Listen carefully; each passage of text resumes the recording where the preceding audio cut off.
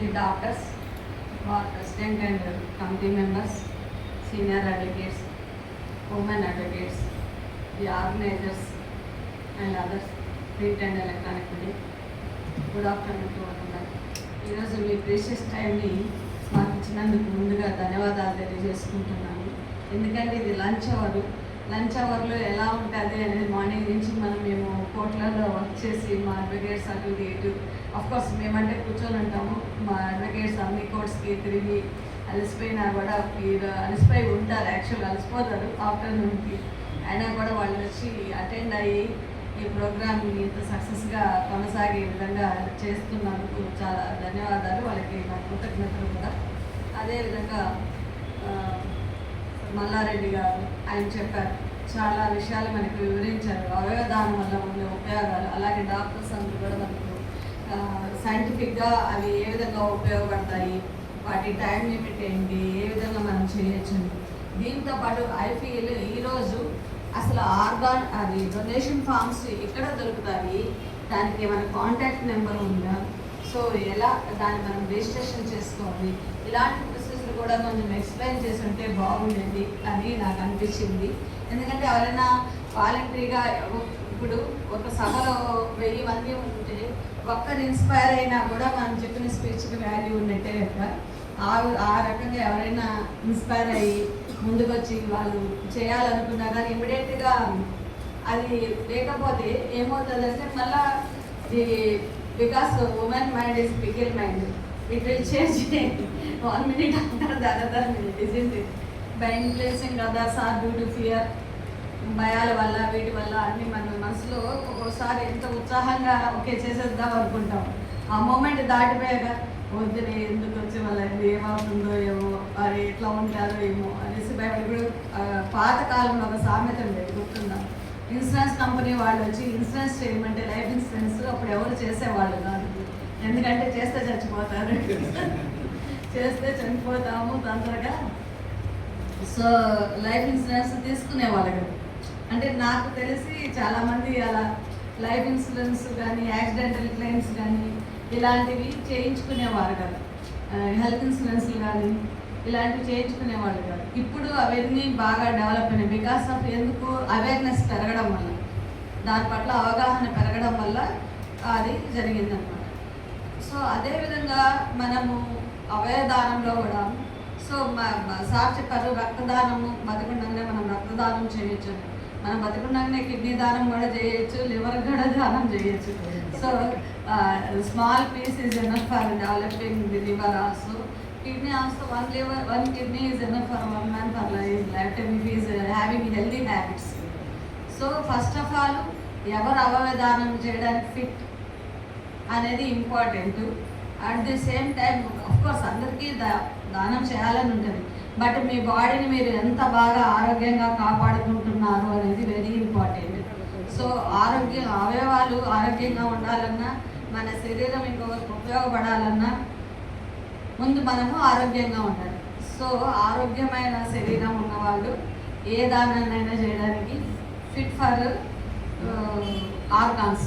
కాబట్టి ముందు మనం ఆరోగ్యంగా ఉండడానికి మన లైఫ్ టైం అంటే ఏ అలవాట్లు దురలవాట్లు లేకుండా, ఎటువంటి మత్తు పదార్థాలకు బానిస కాకుండా, మంచి అలవాట్లతో మంచి జీవన శైలితో హ్యాపీగా ఉండే లైఫ్ స్టైల్ ఉండేవాళ్ళు, ప్రశాంతమైన మనస్తత్వం అలా ఉండేవాళ్ళు కొన్ని అవయవాలకి దానం చేయడానికి ఉపయోగపడుతుంది.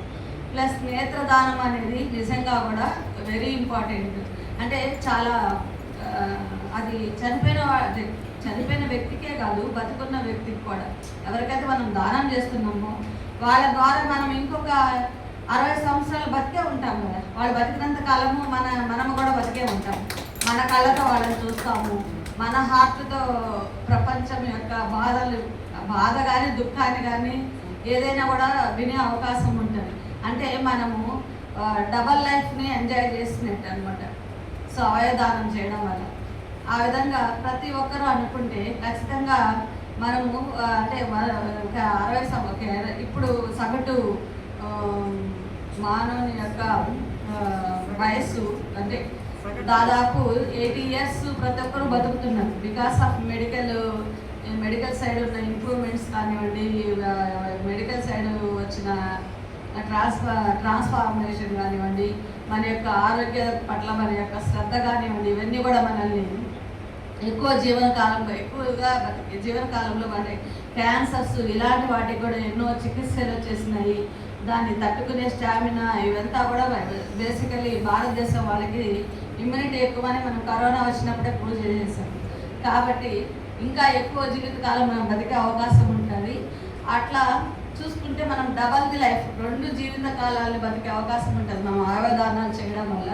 అటువంటి మంచి కాన్సెప్ట్ని ప్రతి ఒక్కరికి తెలియజేయడం అనేది మనము సొసైటీలో ఒక మెంబర్గా మన యొక్క బాధ్యతగా తీసుకున్నాము. అదేవిధంగా మన ఆనరబుల్ హైకోర్టు వాళ్ళు కూడా ఇటువంటి ప్రోగ్రామ్స్ను కండక్ట్ చేసి అందరికీ లీగల్గా అవేర్నెస్ కలిగించమన్నారు, మెడికల్గా అవేర్నెస్ కలిగించాలి.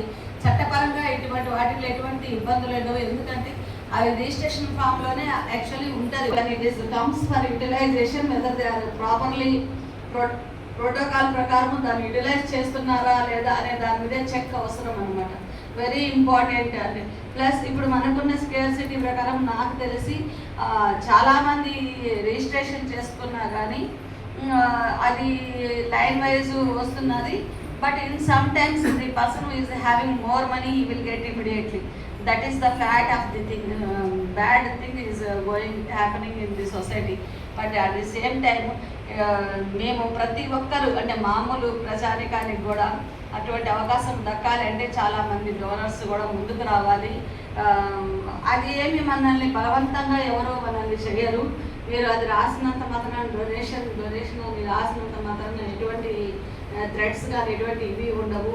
లీగల్గా దానికి చాలా ప్రొటెక్షన్ ఉంటుంది కాబట్టి. ప్లస్ ఆ తర్వాత మీ ఫ్యామిలీ మెంబర్స్ని కూడా మీరు అది ఒప్పించి చేయడం వల్ల మీకు అవేర్నెస్ కూడా వాళ్ళకు కూడా ఉంటుంది కాబట్టి ఎటువంటి అభ్యంతరాలు ఉండవు. మన లైఫ్ ఇతరులను కాపాడము, దాంతోపాటు మనం కూడా వారితో జీవించడం అనేది, మనం చనిపోయినా కూడా జీవించడం అనేది అది ఎంత అద్భుతమైన ఆలోచన అండి. అది ఎంత అద్భుతంగా ఉంటుంది. మన తర్వాత కూడా మనం బతుకుతాము అంటే మన ఫ్యామిలీ మెంబర్స్ కూడా వాళ్ళకి కూడా ఓకే మన వాళ్ళు మనతోనే ఉన్నారు అన్న ఫీలింగ్ కూడా ఉంటుంది. సో మన మానసికంగానూ చాలా ఉల్లాసంగా ఉంటుంది.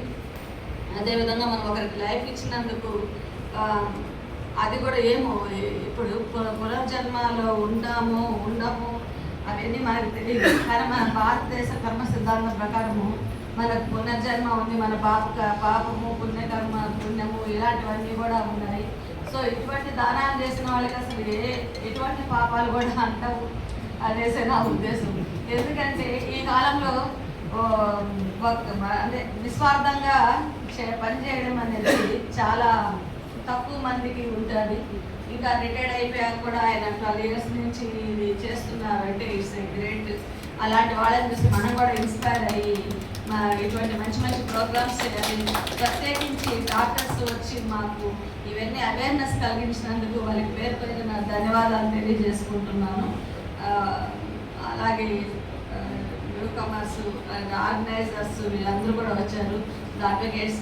దాంతోపాటు నా ఉద్దేశం అప్లికేషన్ అవి కూడా ఉంటే ఇంకా ఓకే ఉన్నాయండి. ఓకే అప్లికేషన్స్ అవి కూడా ఉన్నాయంట. సో అవి మా బార్ అసోసియేషన్ వాళ్ళకి అందజేస్తే ప్రెసిడెంట్ గారికి